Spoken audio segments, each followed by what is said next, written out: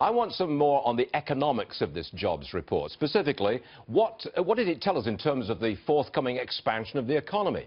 Let's bring in an economist. His name is John Lonski, frequent guest on the program.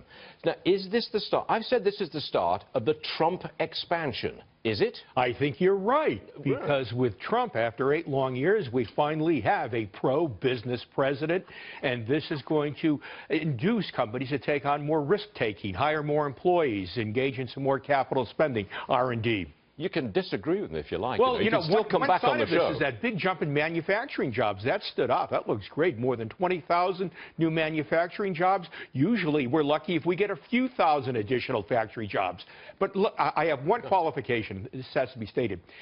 We had 58,000 new construction jobs in the month of February. That was 25% of the total. Take that out, we're looking at 177,000 new jobs. Let's not forget, we had very mild weather in February, and that skewed seasonally adjusted construction jobs higher. That's a fair point. The employment report is good. It's solid, but it's not strong enough, I think, to push interest rates higher or increase the outlook for interest rates. Now, I have to ask you this.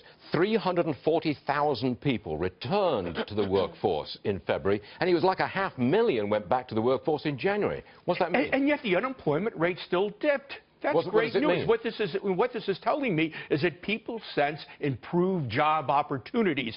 They're beginning to sense, gee, I don't have to be stuck working at this fast food joint or working as a hospital orderly. The economy under Trump is beginning to create real jobs, jobs that offer long-term opportunities. Are we looking at, on the basis of this jobs report, are we looking at 3% growth in the third and fourth quarters of this year or early next year? 3% or maybe more? You cannot rule that out. It's quite possible. Let's not forget, we've had horrible productivity growth, so it doesn't take much in terms of jobs growth to get 3% real GDP growth if we have productivity growth return to its norm.